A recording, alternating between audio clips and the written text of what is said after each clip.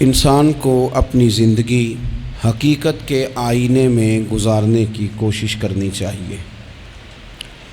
بہت ساری خوش فہمیوں سے، بہت ساری غلط فہمیوں سے اور بہت سارے دعووں سے اپنے آپ کو بچا کے رکھنا چاہیے۔ اللہ تعالیٰ کی رحمت پر امید رکھنا، نبی پاک صلی اللہ تعالیٰ علیہ وسلم کی شفاعت کی امید رکھنا، نیک اور صالحین کی نسبت کی امید رکھنا، یہ برا نہیں، یہ بڑا ہی بہترین ہے، یہ بڑا ہی خوبصورت عمل ہے، اس کی بہت ساری برکات ہیں۔ لیکن کسی غلط فہمی کا شکار ہو جانا اور یہ ساری امیدیں وابستہ کر کے یا ان ساری باتوں کو پیش نظر رکھ کے بے عمل ہو جانا، اپنی زندگی کو امور خیر سے پیچھے کر لینا، یہ نہ صرف یہ کہ قابل تحسین نہیں بلکہ یہ قابل توجہ ہے، اس کی اصلاح کی ضرورت ہے۔ قرآن مجید سورہ بقرہ سے جو آیہ کریمہ میں نے تلاوت کی ہے، اس میں اللہ تبارک و تعالیٰ نے اسی بات کا ذکر اہل یہود کے لیے فرمایا ہے۔ یہودی جگہ جگہ قرآن مجید بتاتا ہے کہ کہیں کہتے تھے کہ ہم اللہ کے بیٹے ہیں، معاذ اللہ، اللہ کے بڑے پیارے ہیں، ہمیں تو تھوڑے دنوں کے لیے عذاب ہوگا، بڑی جلدی ہمیں معاف کر دیا جائے گا۔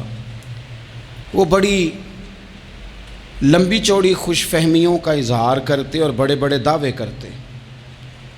پھر چلتے چلتے انہوں نے ایک اور دعویٰ کر دیا، کہنے لگے کہ آخرت کا گھر تو صرف ہمارے لیے ہے، جنت میں صرف یہودی جائیں گے اور کوئی نہیں جائے گا۔ اللہ تبارک و تعالیٰ نے ان کے اس دعوے کا ذکر فرمایا ہے۔ یہ دیکھیں دعویٰ کتنا بڑا ہے کہ آخرت کا گھر تو صرف ہمارے لیے، فقط ہمارے لیے۔ مسلمان یہ دعویٰ نہیں کرتے۔ نبی پاک صلی اللہ تعالیٰ علیہ وسلم نے جب اس بات کا اظہار کیا ہے تو اس طرح کیا ہے، فرمایا جنتیوں کی 120 صفیں ہوں گی اور 80 میری امت کی ہوں گی۔ لیکن یہ بھی فرمایا کہ باقی لوگ بھی تو ہوں گے نا، ان کی 40 صفیں ہیں لیکن جنت میں دوسرے پچھلے لوگ بھی موجود ہوں گے۔ یہ دعویٰ نہیں کیا کہ صرف مسلمان جائیں گے، ان سے پہلے جو نبی اور ان کی ایماندار اور نیک امتیں گزری ہیں ان میں سے کوئی جنت میں ہی نہیں جائے گا، یہ نہیں فرمایا۔ لیکن یہ اس طرح کے دعوے بعض لوگ کرتے ہیں اور سنائی دیتے ہیں۔ تو یہودی بھی یہ کہا کرتے تھے کہ جنت تو خالص ہمارے لیے ہے اور کوئی نہیں جائے گا اس میں۔ تو اللہ کریم نے فرمایا کل ان کانت لکم الدار الآخرۃ عند اللہ خالصۃ من دون الناس۔ اے محبوب علیہ السلام، آپ ان سے فرما دیں اہل یہود سے کہ اگر آخرت کا گھر اللہ کے نزدیک باقی سب لوگوں کو چھوڑ کے خالص تمہارے لیے ہی ہے، سب کو چھوڑ کے صرف تمہارے لیے ہے آخرت کا گھر، تو فتمنوا الموت، تو پھر جنت میں تو مر کے جانا ہے نا، لہذا موت کی تمنا تو کرو۔ پھر کہو نا یا اللہ ہمیں موت دے تاکہ وہ جو تو نے ہمارے لیے اتنی بڑی چیز بنائی ہے ہم اس سے استفادہ کر سکیں۔ پھر تم موت کی تمنا کرو ان کنتم صادقین، اگر تم سچے ہو۔ لیکن رب فرماتا ہے وَلَن يَتَمَنَّوْهُ أَبَدًا بِمَا قَدَّمَتْ أَيْدِيهِمْ، یہ کبھی بھی موت کی تمنا نہیں کریں گے، انہیں پتہ ہے جو انہوں نے کمائی کر کے آگے بھیجی ہے۔ یہ موت کی دعوے کریں گے کہ جنت میں صرف ہم ہی جائیں گے، لیکن کبھی بھی موت کی تمنا، یہ کبھی موت کی تمنا نہیں کریں گے، اس لیے کہ انہیں پتہ ہے کہ ہم نے آخرت کے لیے کیا۔ یہ جو بہت سارے لوگ کہتے ہیں نا میری نسبت اور میری بات اور بلے بلے سارا کچھ میں ہی ہوں، تو ان سے کہو پھر سارا پیسہ کوٹھی پہ ہی لگائے جاتے ہو، پھر تو جنت تمہارا انتظار کر رہی ہے، پھر یہاں اتنے خرچے کرنے کی تمہیں کیا مشکل پڑی ہوئی۔ قرآن مجید کہتا ہے یہ کبھی بھی موت کی تمنا نہیں کریں گے، ان کو پتہ ہے جو اعمال انہوں نے کر کے بھیجے ہیں۔ واللہ علیم بالظالمین، اللہ ظالموں کو جانتا ہے، اللہ کو خبر ہے۔ میرے نبی پاک صلی اللہ تعالیٰ علیہ وسلم نے فرمایا اگر یہودی موت کی تمنا کرتے، جب ان سے کہا گیا تھا نا کہ اگر آخرت کا گھر خالص تمہارے لیے ہے تو موت کی تمنا کرو، اگر اس مقام پر وہ موت کی تمنا کرتے تو اسی وقت سارے مر جاتے، ختم ہو جاتا معاملہ۔ اگر تمنا کر لیتے تو تمنا ہی نہیں کریں گے۔ خوش فہمیوں میں مبتلا ہونا، بڑی بڑی باتیں کرنا، بڑے بڑے دعوے کرنا، بڑے بڑے تذکرے کرنا، بڑی بڑی اعلانیہ گفتگو کرنا اور اپنے ہی خیال میں بڑا کچھ بن جانا، یہ سنجیدہ لوگوں کا طریقہ نہیں۔ میں نے کچھ آستانے اپنی آنکھوں سے دیکھے، وہ کہتے ہیں جناب ہمارے حضرت کی نسبت اور حضرت ساتھ بیٹھے مسکرا رہے ہیں، اتنی دیدہ دلیری تو نہیں نہ ہونی چاہیے۔ آپ اپنے سامنے سارا کچھ اپنے آپ کو کہلوا رہے ہیں۔ شیخ ہلکا ہلکا مسکرا رہے ہیں، ان سے پوچھیں تو کہتے ہیں جی میں تو نہیں کہتا، تو آپ کہتے نہیں تو منع کیوں نہیں کرتے؟ آپ خوش فہمیوں میں، نعت خواں کھڑا ہوا ہے تو اس نے نسبت کی بات شروع کیا تو اللہ جانے وہ کدھر کا کدھر پہنچ گیا ہے۔ میں کہتا ہوں کون انکار کر رہا ہے نسبت کے فیض کا؟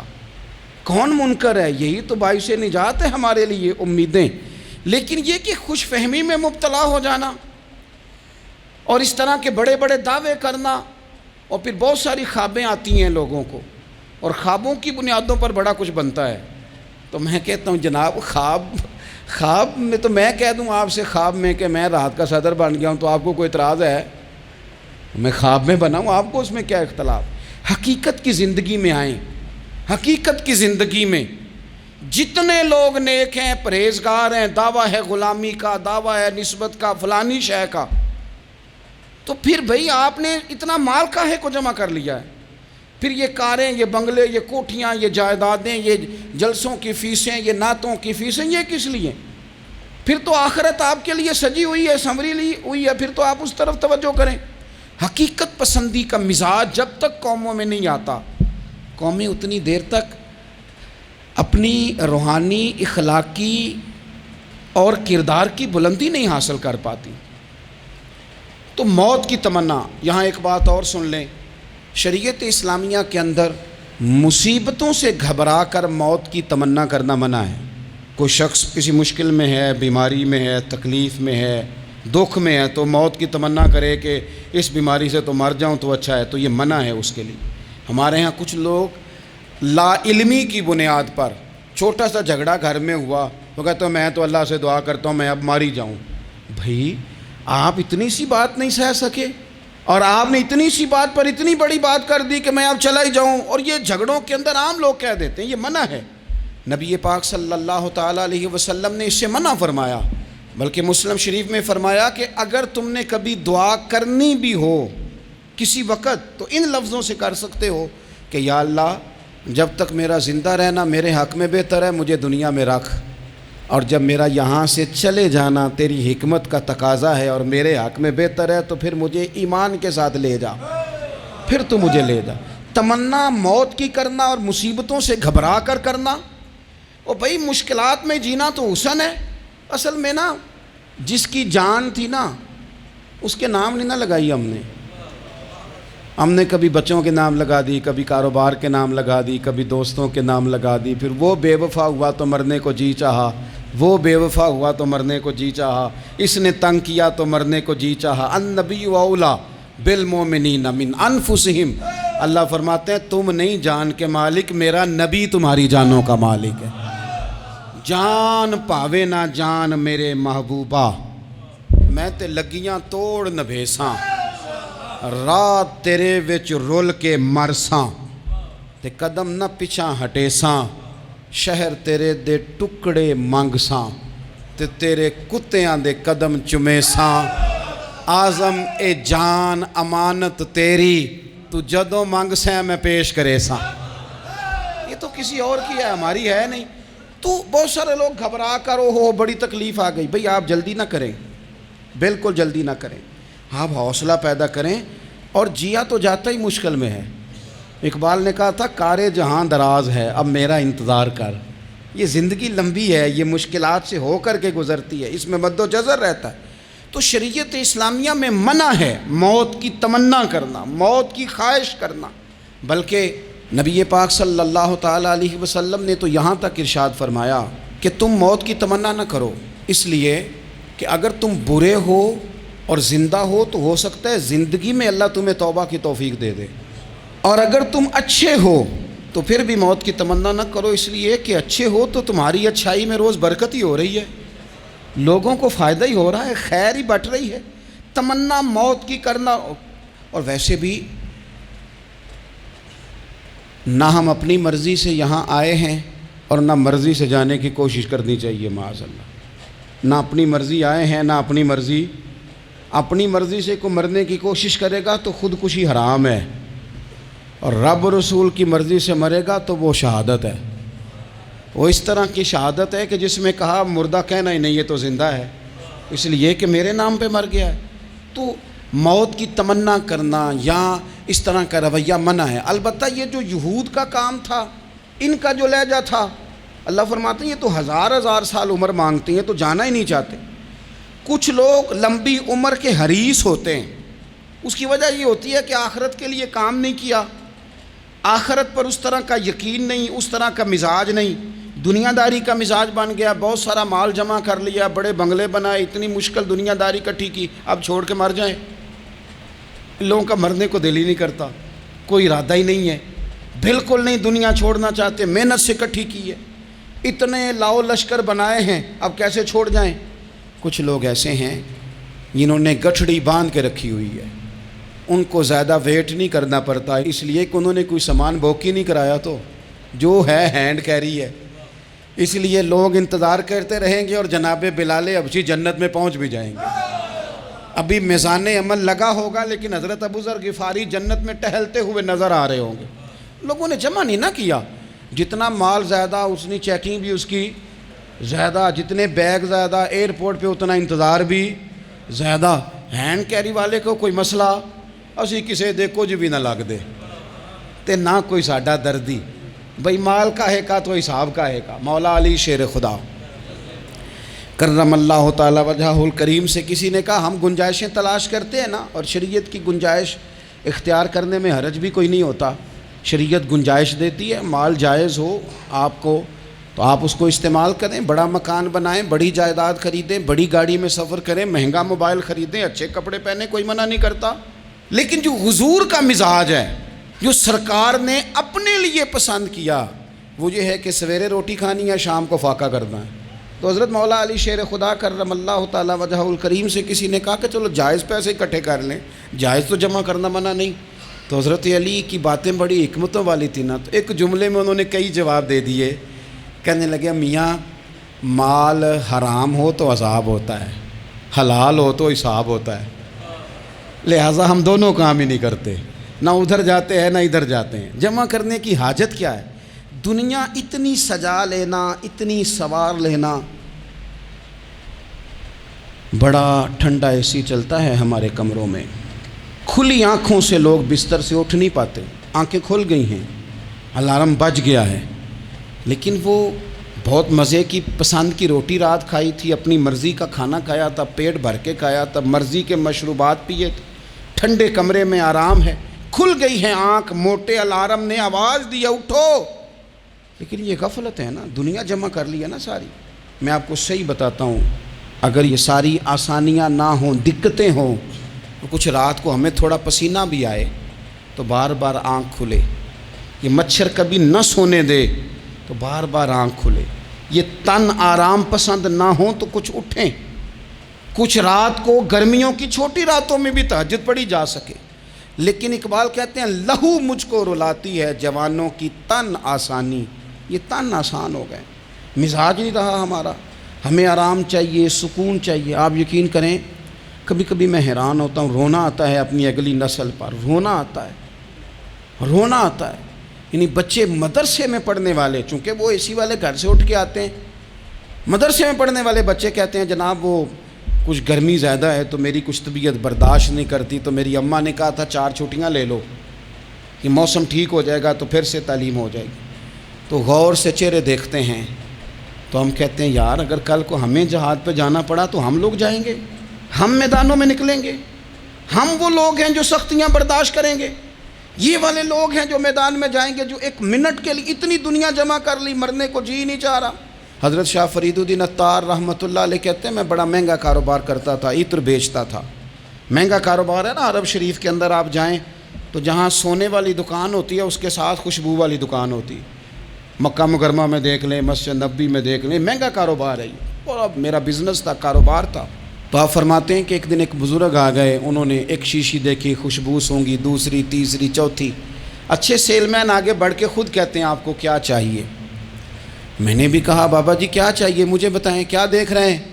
تو بابا جی بڑے دھیمے ٹھنڈے اور حوصلے والے لہجے میں کہنے لگے, پتر دیکھ رہا ہوں تیری جان بڑی مشکل سے نکلے گی. تو میں نے کہا وہ کیوں؟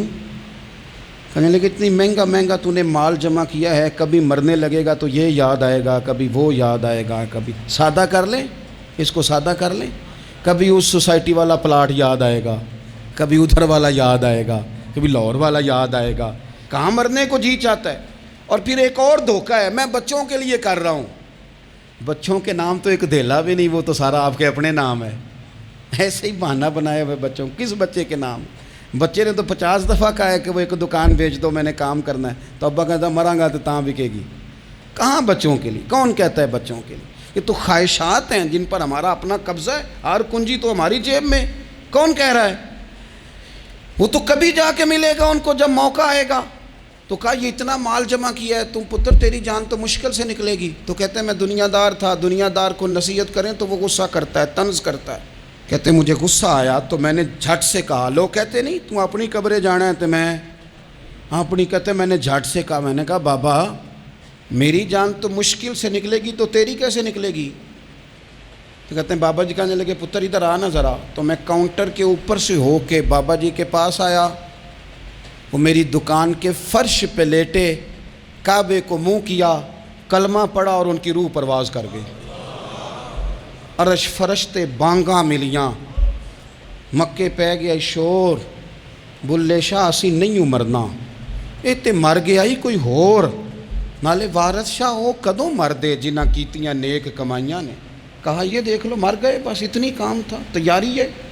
امام غزالی کا آخری وقت تھا نا, تو انہوں نے وضو کیا, غسل کیا, خوشبو لگائی, اپنے ہاتھوں سے چادر بچھائی, پھر تکیہ رکھا, پھر لیٹے, پھر حضور پہ درود پڑھا, اور پھر کہنے لگے رب اگر تیری مرضی ہے تو غزالی بھی تیرا تیار ہے. بس یہ جملے زبان پہ تھے اور روح پرواز کر گئی. موت کو سمجھے ہیں غافل اختتام زندگی, یہ ہے شام میں زندگی, پھر صبح دوام میں زندگی. عزیز بھائیوں, ہم نے نا بڑی آسائشیں جمع کر لی, بڑا کچھ اپنی عقل کے زور پر ہم نے اکٹھا کر لیا. نہیں ہمارا پروگرام. کسی سے پوچھ لیں صحت کیسی ہے, تو عمر اگر اس کی بڑی اوپر بھی چلی جا رہی ہو, اب تو خیر سالگرہ میں آنے کا رواج ہر جگہ آ گیا ہے, ہم سے بھی لوگ پوچھتے ہیں کہ آپ بتائیں آپ کس تاریخ کو پیدا ہوئے تھے, تو میں کہتا ہوں کوئی کارنامہ سر انجام دے لینے دو, پھر بتا دیں گے. ابھی تو کچھ کر نہیں سکے, کچھ بتائیں گے تو کوئی دن بھی منا لیں گے. ابھی تو لگتا ہے کہ بڑا وقت ضائع ہو گیا ہم سے. تو عزیز بھائی, کوئی نہیں کہتا کہ اب ٹائم آ گیا ہے, شوگر ہو گئی ہے, بلڈ پریشر ہو گیا ہے, طبیعت خراب رہتی ہے, فلانا مسئلہ ہو گیا ہے. تو تمنا موت اور موت کا ڈر اور نہ مرنے کا ارادہ اور دنیا سے دل کو لگا کے رکھنا اور ہر وقت جینے کی خواہش پیدا کرنا اور ہر وقت حال میں مزید کی دوڑ میں رہنا, وہ لوگ اس لیے تیار رہتے تھے, دعائیں مانگتے تھے شہادت کی, کہ انہوں نے نا دنیا بنائی نہیں تھی. حضرت عمر نے تو دوسرا کرتا نہیں پہنا ساری زندگی, وہ جو مکان آ رہا تھا وہی چل رہا تھا, وہ تو تھوڑے پہ قرضہ تھا ان پہ, لیکن ہر نماز کے بعد صحیح بخاری میں موجود ہے وہ دعا مانگتے تھے, اللہم ارزقنی شہادتاً فی سبیلک, یا اللہ ایسا نہ ہو میں تبھی موت چلا جاؤں, مجھے اپنے رستے میں شہادت کی موت دینا. ہر نماز کے بعد دعا مانگی جا رہی, لیکن شہادت والی موت کی نہیں, شہادت والی موت. اللہم ارزقنی شہادتاً فی سبیلک. اور مالک مدینہ چھوڑنے کو دل نہیں کرتا, یا اللہ شہادت کی موت دینا, اور دینا بھی اپنے نبی کے شہر کے اندر, یہیں رہوں, یہیں میرا مدفن بنے. اللہ نے انہیں موقع دیا. آپ دیکھیں نا, ان لوگوں کا دل کرتا تھا. حضرت خالد بن ولید رضی اللہ تعالیٰ عنہ ساری زندگی میدان میں گزاری, پورے جسم میں 1 انچ جگہ باقی نہیں تھی جہاں زخم نہ ہو, ساری زندگی میدان میں رہے, لیکن آخری وقت روتے تھے, فرماتے تھے اس کی بے نیازی دیکھو, میں شہادت کے لیے میدان میں رہا لیکن شہادت میرا مقدر ہی نہیں تھی. اور پھر آخری وقت بھی فرمایا میرا گھوڑا, میرے کپڑے, میری زرہ, میری تلوار یہ کسی مجاہد کو دے دینا, چلو میں اب جہاد میں نہیں ہوں تو میرا سامان تو جہاد میں رہے, کسی مجاہد کو دینا. ان لوگوں نے جتنی محنت کی نا مرنے کے بعد کے لیے کی، مرنے کے بعد کے لیے زندگی کا جو دوسرا پل ہے اس کے لیے کوشش کی، وہاں انہوں نے صدقات جمع کرائے، خیرات جمع کرائے، عبادات جمع کرائیں، حسن اخلاق جمع کرایا، اچھا سلوک جمع کرایا، انہوں نے آخرت کے بینک میں ڈھیروں مال جمع کرایا، وہاں ان کے مکان بک ہوئے، جنت میں ان کے نام کی بڑی بڑی جگہیں اللہ تبارک و تعالیٰ کے فضل سے طے کی گئیں، تو پھر انہیں وہاں جانے میں کوئی دشواری بھی نہیں تھی، انہیں کوئی مشکل نہیں تھی، وہ تیار تھے، لیکن چونکہ ساری محنت ہی دنیا کے لیے ہے، وہ جو خاص ایک آخرت پر مسلمان کا ایمان اور یقین اور تیقن تھا اس طرف ہمارا مزاج نہیں۔ آپ دیکھیے حضرت ملک الموت اسرائیل علیہ السلام نا حضرت ابراہیم علیہ السلام کی روح قبض کرنے کے لیے حاضر ہوئے، تو کہا جناب چلیے آپ کی روح لینے آیا ہوں، تو حضرت ابراہیم علیہ السلام فرمانے لگے اسرائیل، یہ قاضی ثناء اللہ صاحب پانی پتی رحمۃ اللہ علیہ نے اس کو تفسیر مظہری میں لکھا ہے، حضرت ابراہیم خلیل اللہ علیہ السلام فرمانے لگے اسرائیل کیا کوئی خلیل بھی اپنے خلیل کی روح قبض کرتا ہے؟ واتخذ اللہ ابراہیم خلیلا، اللہ نے تو مجھے دوست بنایا، دوست ہو کے دوست کی روح قبض کرنے جا رہا ہے۔ حضرت اسرائیل نے ارادہ چھوڑا اور حضرت ابراہیم کا وہ جملہ لے کے رب کی بارگاہ میں حاضر ہوئے، عرض کی مالک جناب ابراہیم علیہ السلام نے فرمایا ہے کہ اللہ کی بارگاہ میں عرض کرو کہ مالک کیا کوئی خلیل بھی اپنے خلیل کی روح قبض کرتا ہے؟ تو رب کریم نے فرمایا اب میرا بھی پیغام جا کے جناب ابراہیم کو دے دو، ان سے جا کے کہو رب فرماتا ہے کیا کوئی خلیل بھی اپنے خلیل کی ملاقات کو ناپسند کرتا ہے؟ آپ کو تو ملنے کو بلا رہے ہیں، موت تو ایک پل ہے، یہاں سے گزریں گے تو جا کے محبوب سے ملیں گے، تو کیا کوئی خلیل بھی ناپسند کرتا ہے کہ وہ اپنے خلیل سے ملاقات نہ کرے؟ حضرت سیدنا اسرائیل علیہ السلام پیغام لے کے آئے اور کہا ہے اللہ کے خلیل رب فرماتا ہے کیا خلیل بھی خلیل کی ملاقات کو تو حضرت ابراہیم تو کھول کے روئے، کہنے لگے اب دیر نہ کر، اب ذرا جلدی کر، اب ذرا جلدی لے جاؤ۔ اور میرے نبی پاک صلی اللہ علیہ وسلم نے فرمایا، سیاستہ میں حدیث ہے، فرمایا تم میں سے جو رب سے ملنے کو پسند کرتا ہے نا، جو اللہ سے ملنے کا شوق رکھتا ہے نا، اللہ بھی اس کی ملاقات کو پسند فرماتا ہے۔ تم میں سے جو رب سے ملنے کا شوق رکھتا ہے، اقبال کیا کہتے ہیں تیرے عشق کی انتہا چاہتا ہوں، تو میری سادگی دیکھ میں کیا چاہتا ہوں، میرا ذرا سا تو دل ہے مگر شوق اتنا، میں وہی لن ترانی سنا چاہتا ہوں، مالک میرا دل کرتا ہے میں تجھ سے کہوں رب آرینی، میں تجھے دیکھنا چاہتا ہوں اور تو مجھے کہے لن ترانی تو نہیں دیکھ سکتا، میرا ذرا سا تو دل ہے مگر شوق اتنا، میں بھی وہی لن ترانی سنا چاہتا ہوں۔ پھر خود ہی کہنے لگے او بھری بزم میں راز کی بات کہہ دی، میں بڑا بے ادب ہوں سزا چاہتا ہوں۔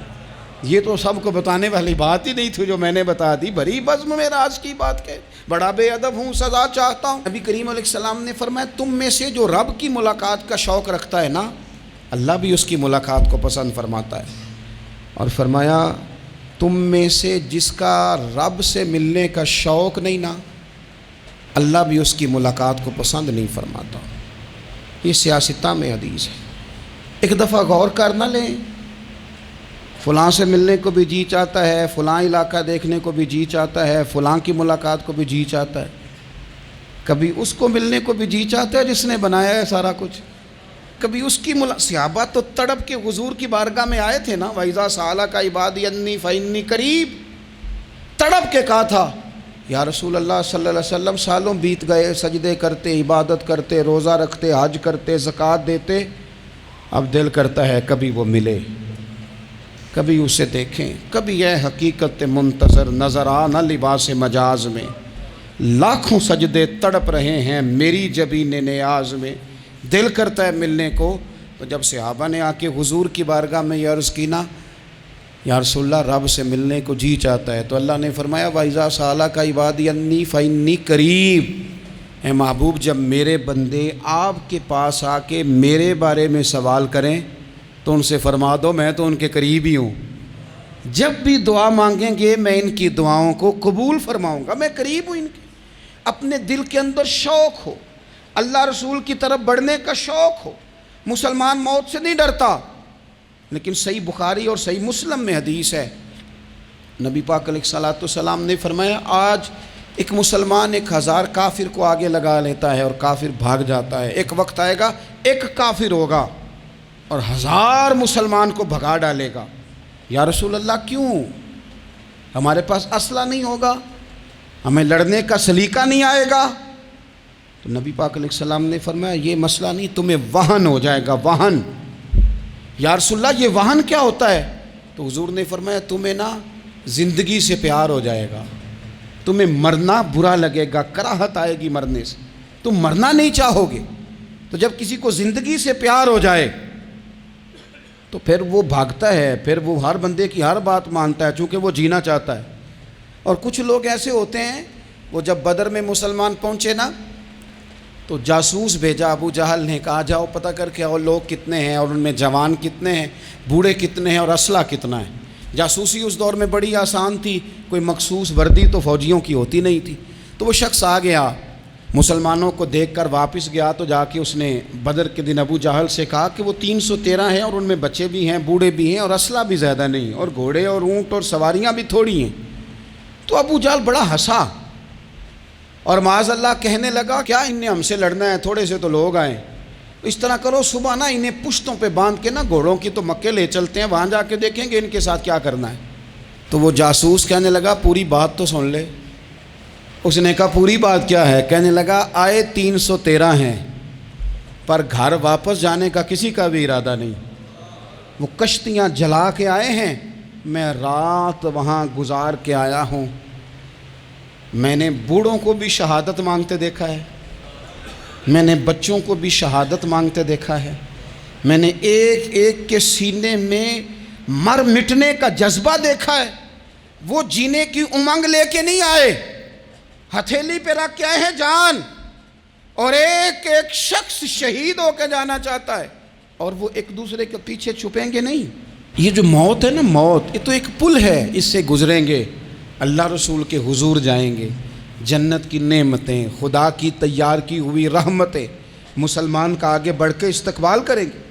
حضرت عمار بن یاسر رضی اللہ تعالیٰ عنہ کو زخم لگ رہا ہے میدان جہاد میں، اور تیز زخم لگ رہا ہے، سخت تکلیف میں۔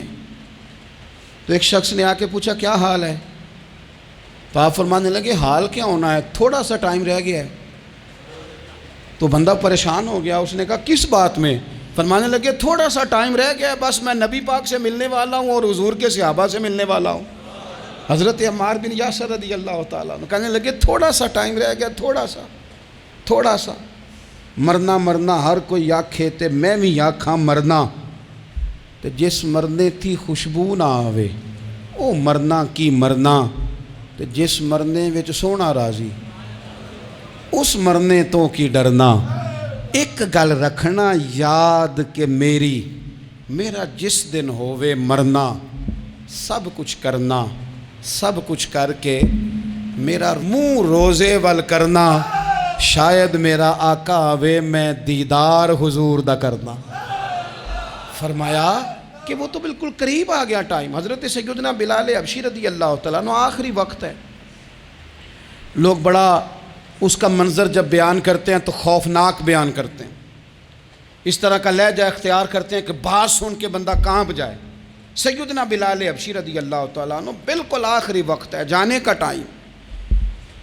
تو حضرت بلال کی اہلیہ قریب بیٹھی ہیں تو کہنے لگی بڑے غم کا موقع آ گیا، غموں کی رات شروع ہو گئی، حالات میرے لیے مشکل آ گئے۔ آپ نے فرمایا کیا ہوا؟